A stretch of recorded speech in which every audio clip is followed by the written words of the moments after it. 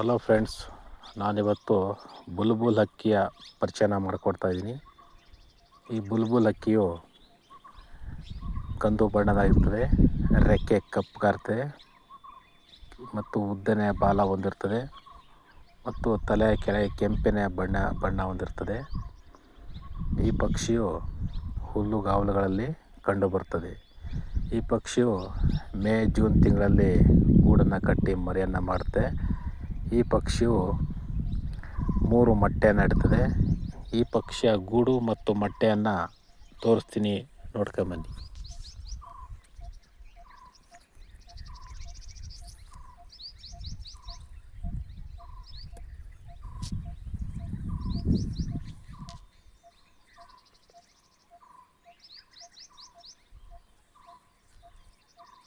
ನೋಡಿ ಫ್ರೆಂಡ್ಸ್, ನೋಡಿರಲ್ಲ, 3 ಮೊಟ್ಟೆಯನ್ನು ಇರುತ್ತೆ ನೋಡಿ.